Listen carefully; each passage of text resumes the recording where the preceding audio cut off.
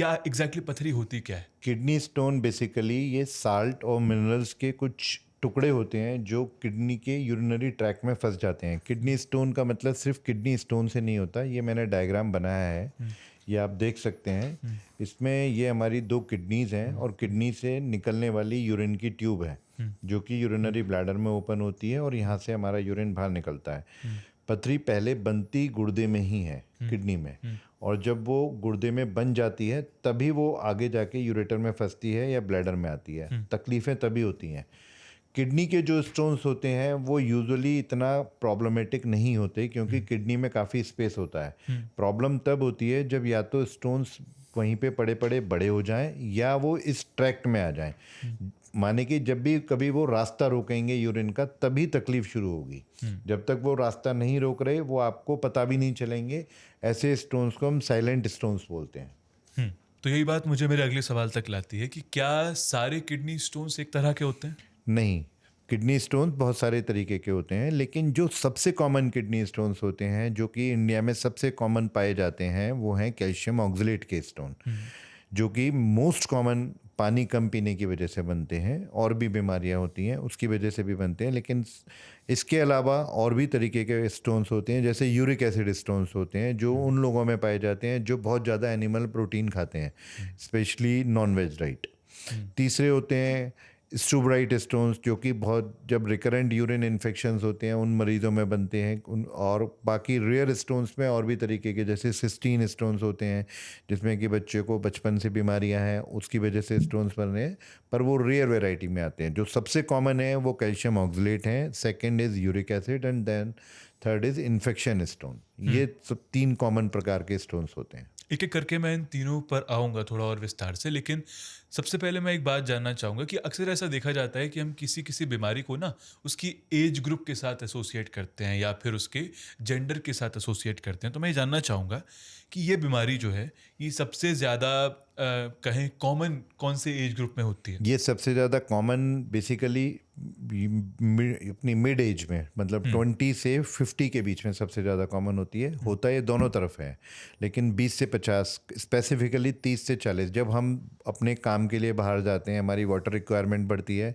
और हम वो उसको कंट्रोल नहीं कर पाते, मतलब उसको पूरा ले नहीं पाते और शरीर के अंदर कमी हो जाती है पानी की, तब सबसे ज़्यादा बनते हैं। And that is also the reason for कि ये मेल्स में कॉमन होते हैं कंपेयर टू द फीमेल्स। तो यानी पानी कम पीना और पानी कम पीना 90% किडनी स्टोन्स की वजह है। ओके, और बाकी 10%?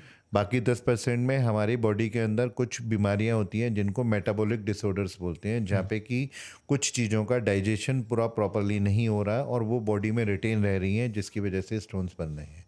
जैसे कि एक हाइपर पैराथायरॉयडिज्म होती है, थायराइड के ऊपर एक ग्लैंड होती है पैराथायरॉयड, उससे एक हार्मोन सीक्रेट होता है पैराथायरॉयड हार्मोन, उसकी जब मात्रा शरीर में ज़्यादा हो जाती है तो बार बार स्टोन्स बनते हैं। जब पेशेंट को बार बार स्टोन बनते हैं तो हमें इन चीज़ों का लेवल चेक करना होता है। और भी मेटाबॉलिक प्रॉब्लम्स होती हैं, जैसे रीनल ट्यूबुलर एसिडोसिस करके एक बीमारी होती है, हाइपर ऑक्जेलियूरिया करके बीमारी होती है, जेनेटिक डिसऑर्डर होता है जिसमें सिस्टीन्यूरिया करके बीमारी होती है, जो बचपन से ही स्टोन्स बनाने की टेंडेंसी रखते हैं। कुछ ना बीमारियों को खान पान की आदत से एसोसिएट किया जाता है, होती भी होंगी, जैसे कि एक बहुत मशहूर डायलॉग है कि शराब पीने से लिवर ख़राब होता है, जो कि फैटी लिवर, हालांकि आज हम जब देखते हैं तो कई एपिसोड आप देख भी सकते हैं, हमने बताया भी कि फैटी लिवर सिर्फ शराब के कारण नहीं होता, उससे बात हुई है। मैं इसमें पूछना चाहूँगा कि क्या खान पान जो है किडनी स्टोन का एक मेजर कारण है? कितनी कितनी सर, सच्चाई जब है इस हम बात में? बचपन में अपनी किताबें पढ़ा करते थे प्राइमरी स्कूल में तो एक वहाँ पे लाइन आती थी, जल ही जीवन है। तो किडनी स्टोन पे ये बहुत सही बैठता है कि जल ही मतलब किडनी स्टोन को बचा सकता है।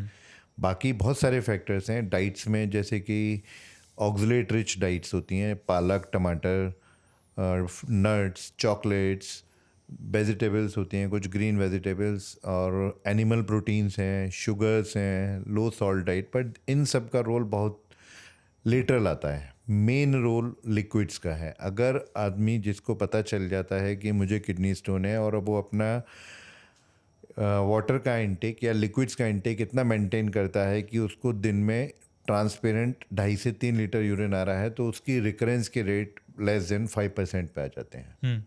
इसको अगर थोड़ा आसान भाषा में समझें तो? आसान भाषा में ये होगा सर कि हमारा इनटेक 3 से 4 लीटर होना चाहिए मिनिमम, जिनको स्टोन्स हैं, जिनको स्टोन्स की टेंडेंसी है।